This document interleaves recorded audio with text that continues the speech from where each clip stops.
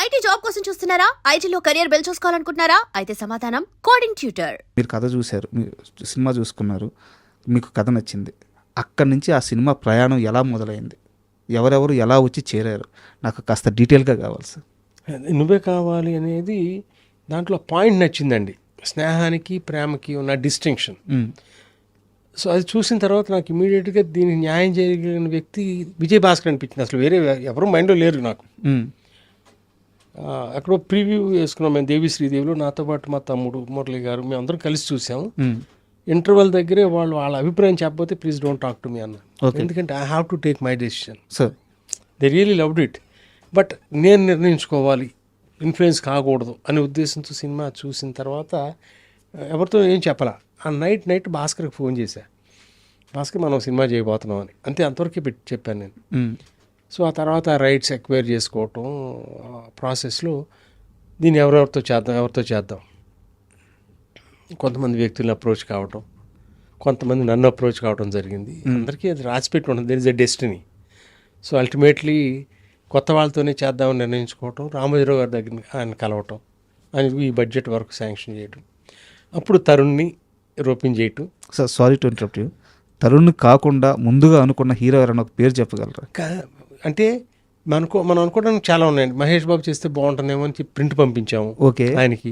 ఆయన చూడటానికి సాధ్యపడలేదు, but for various reasons. అట్లాగే సుమంత్ చూశాడు, తనకు బాగా నచ్చింది. నేను తన అన్నపూర్ణకి వెళ్ళి కలిసినప్పుడు అతను యువకుడు ఏదో సినిమా చేస్తున్నాడు, అది కాకుండా రాఘవేంద్రరావుతో సినిమా, కమిట్మెంట్స్ ఎక్కువ ఉన్నాయి, తను చేయలేకపోతున్నందుకు నిజంగా ఆనెస్ట్గా, because he cannot ask us to wait for 1 year kind of thing. So అప్పుడు నేను భాస్కర్ అనుకున్నది ఈ సినిమాకి మనం కొత్త వాళ్ళతోనే చెయ్యాలి, ఖర్చు పెట్టాలి. ఎందుకంటే అనగనగా ఆకాశం ఉంది సాంగ్ లాంటి దానికి 400 మంది 500 మంది స్టూడెంట్స్ చేయాల్సిన సాంగ్, అవును, ఖర్చుతో కూడుకున్న వ్యవహారమే.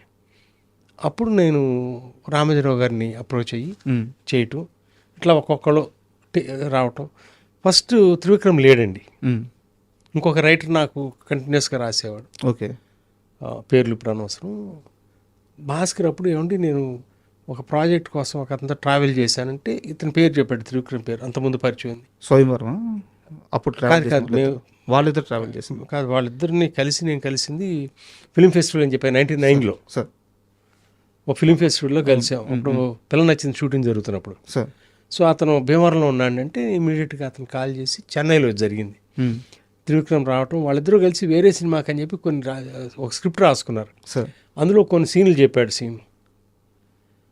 చెప్తే ఇంక దేనికి, అసలు నేను మామూలుగా స్క్రిప్ట్ రైటింగ్ అప్పుడు ట్రావెల్ అవుదాం అనుకున్న వాడిని మీరిద్దరు రాసేసి చివరిలో చెప్పండి నాకు నరేషన్ అన్నంత కాన్ఫిడెన్స్ వచ్చింది. సింక్ అయింది మీకు? You go head, I know మెతుకు పట్టుకుంటే చాలు కదా, that's it, this is what is needed for this kind of film అన్న తర్వాత మేము ముగ్గురం టీం అయిపోయాం. ఇక అక్కడి నుంచి who else to be on the board. So ఒక్కొక్కరిని తీసుకుంటా అట్లా జరిగిందండి ఆ సినిమా. సార్ మొన్న మీరు త్రివిక్రమ్ గారు మాట్లాడుకుంటున్న వీడియోలో చూశాను, అక్కడ కొన్ని విషయాలు మీరు చెప్పనట్టు చెప్పి వదిలేశారు. తరుణ్ గారి అక్కడ ఫారెన్లో చేసిన పూజ ఏంటి, అసలు ఏం జరిగింది, ఎంత ఫైన్ కట్టారు, ఏం జరిగింది చెప్పి? ఏం లేదండి, ప్రతిరోజు తను చాలా భక్తి శ్రద్ధలతోనూ పూజ చేస్తాడు. స్నానం చేసి వచ్చి అక్కడ కూడా ఇక్కడి నుంచి తెచ్చుకుంటాడు దేవుడి బొమ్మలు ఇవన్నీ.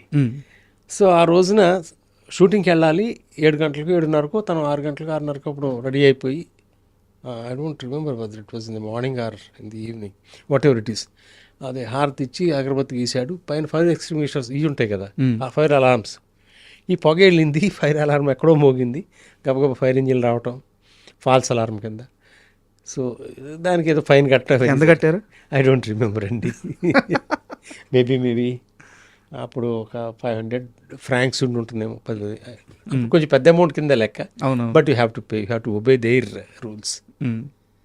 తర్వాత ఏమన్నారు తరుణ్ గారు ఇన్సిడెంట్? అదే చాలా స్పోర్ట్ ఆడతా పాడతా కదా చేసింది. త్రివిక్రమ్ కూడా అన్నాడు కదా, నీకు చాలా కాస్ట్లీ పూజ అయిపోయింది. సార్ నువ్వే కావాలి రిలీజ్ తర్వాత సార్ నేను మాట్లాడేది, పెద్ద స్టార్లకు కూడా అచీవ్ చేయలేని సక్సెస్ అది. అంటే 100 days సెంటర్స్ కానీ, 175 సెంటర్స్ కానీ, 200 days సెంటర్స్ కానీ నువ్వే కావాలి సినిమాకి చాలా ఎక్కువ ఉన్నాయి అన్నమాట కేంద్రాలు. సో అంత పెద్ద సక్సెస్ వచ్చిన తర్వాత అంత చిన్న ఏజ్లో తరుణ్ ఎలా తీసుకున్నాడు ఆ సక్సెస్ని? తరుణ్ తర్వాత కూడా తను మంచి సినిమాలు చేశాడు కదండి. నువ్వు మన వీళ్ళ సినిమా చేశాడు కదా, సురేష్ వాళ్ళదే ఒక సినిమా చేశాడు. ఐ థింక్ ఈ డిడ్ రీజనబుల్ వెల్. తర్వాత బహుశా స్క్రిప్ట్ సెలక్షన్లో పొరపాట్లు జరిగి ఉంటాయి, అందుకనే తన గ్రోత్ ఇంకా పైకి వెళ్ళకోకుండా సార్ జరిగి ఉంటుందండి. It's always important your script selection. మన చేతుల్లో ఏమి ఉండదంట, you have a destiny, that's where he has heard. Sir ఎంత కాదనుకున్న తరుణ్ మీరు తీసుకొచ్చిన హీరో, మీ చేతుల మీదుగా వచ్చిన హీరో. యాక్చువల్గా ఆయన ఏ స్థానంలో ఉంటాడు, ఏ రేంజ్కి వెళ్తారో అందరూ ఆల్రెడీ ఒక క్యాలిక్యులేషన్ వేశారు. బట్ బ్యాడ్ లక్ అది జరగలేదు. ఎప్పుడైనా మీరు ఆయన కలిసినప్పుడు మాట్లాడతారా తరుణ్ ఇలా అయింది అని? అంటే 3 సినిమాలు చేసాం ఆల్మోస్ట్. నువ్వే కావాలి, తర్వాత నువ్వే నువ్వే, అలా చెప్పను 3 సినిమాలు చేసాం. తర్వాత నేను నా పంతాలు ఫస్ట్ కథ, తర్వాత డైరెక్టర్, తర్వాతే తరుణ్తో చేద్దామని వెతుక్కోవాలి కథ ఇది కూడా. నేను లేదా పలానా వాళ్ళతో కథ చేద్దామని ఈ ప్రాసెస్లో రామ్తో సినిమాలు స్టార్ట్ చేశాక 2008 తర్వాత సార్ ఇంకా వేరే ఆర్టిస్ట్ గురించి నేను ఎప్పుడు ఆలోచించలేదండి. దానికి మ్యాచ్ అయ్యే కథల గురించి చూసుకోవడం, ఓకే ఇద్దరం కలిసి పెద్దన్న గారు ఇది బాగుంటుందని తనంటే కలిసి చేయడం, అంతవరకే జరిగింది. సో తరుణ్ గురించి మీరు పర్టికులర్గా అడిగిన ప్రశ్నకి నేను సమాధానం చెప్పలేను, ఎందుకంటే తర్వాత ఇప్పుడు కూడా నా దగ్గరికి అంత డిమాండింగ్ స్క్రిప్ట్ 2008 ముందు రాలా, తనతోనే చేయాలని. 2003లో అనుకుంటా అలా చెప్పిన లాస్ట్ ఫిల్మ్. సార్ ఆ తర్వాత గౌరీ, ప్రేమంటే ఇంతే, సార్ అట్లా 2-3 సినిమాలు చేసాము. ఎప్పుడు కలిసింది లేదు, బయట ఎప్పుడు కలిసింది లేదు. మామూలుగా కలవటానికి హలో అంకుల్ అంటాడు ఎప్పుడు ఫోన్ చేసినా. దట్స్ మన నువ్వే రీ రిలీజ్ అప్పుడు కూడా మేము అందరం కలిసి ఒక స్టేజ్ మీద. అవును. So he has the same love for all of us, we have the same love for him. ఒకసారి మళ్ళీ వాటిని చూసుకొని ఆ జ్ఞాపకాలను నెంబర్ వేసుకుంటూనే ఉంటాము. ఈ నేపథ్యంలో ఆయన నిర్మాతగా తీసిన నువ్వు నాకు నచ్చే సినిమా ఇప్పుడు 25 ఏళ్ళ తర్వాత రిలీజ్ కాబోతుంది. దానితో పాటు ఆయన సినీ జర్నీ చాలా పెద్దది. ఈరోజు మనతో స్రవంతి రవికిషోర్ గారు ఉన్నారు. ఆయన అడిగి అన్ని విషయాలు తెలుసుకుందాం. హాయ్ సార్, నమస్తే. నమస్తే అండి. మీకు ఐ డ్రీమ్ ప్రేక్షకులకి అందరికీ నూతన సంవత్సర శుభాకాంక్షలు అండి. Sir thank you very much sir, same to you. And first of all మీలాంటి ఒక నిర్మాత ఎదురుగా, అంటే తెలుగు సినిమాలో కథకి ఒక గౌరవాన్ని తీసుకొచ్చిన నిర్మాత మీరు.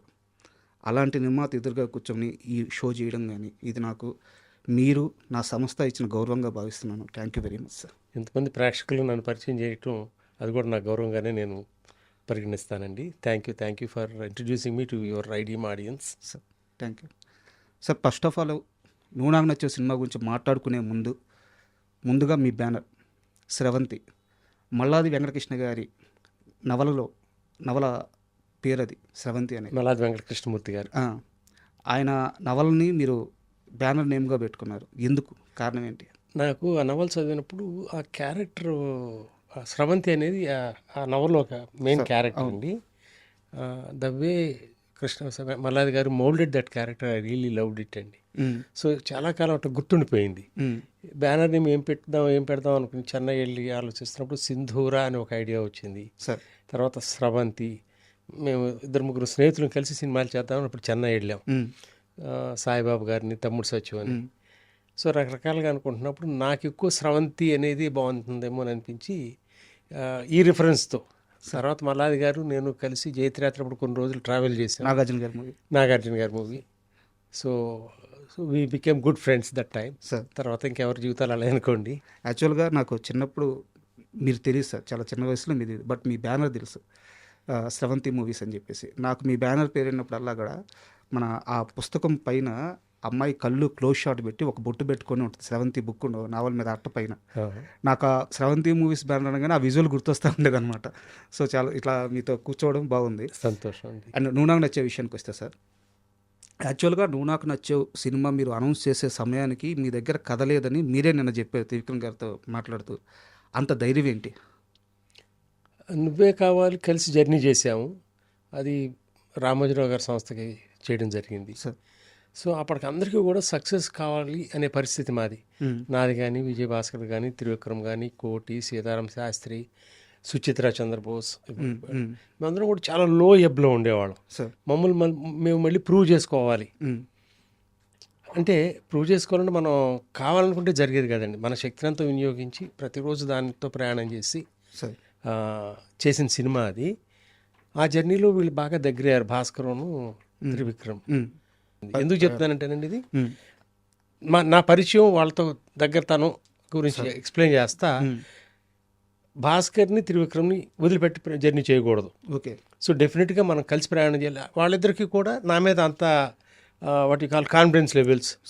సో రిలీజ్కి చాలా ముందే నేను వాళ్ళిద్దరికీ కొంత అమౌంట్గా ఇచ్చి మనం కలిసి పని చేస్తాం irrespective of the result. Okay. అంటే నాకు సినిమా చేసే ఆర్థిక స్తోమత అంత గొప్పగా లేదు అప్పుడు, సార్ బట్ వీళ్ళతో మాత్రం ప్రయాణం చేయాలి, ఈ సినిమా సక్సెస్ అవుతుందని పూర్తి నమ్మకం. సో అక్టోబర్ 13, 2000 రిలీజ్ అయిందండి. ఇమీడియట్గా మీరు స్టార్ట్ చేసుకోండి, నో ప్రెషర్ పెట్టాలంటే త్రివిక్రమ్ అన్నాడు వెంకటేష్తో చేద్దామని.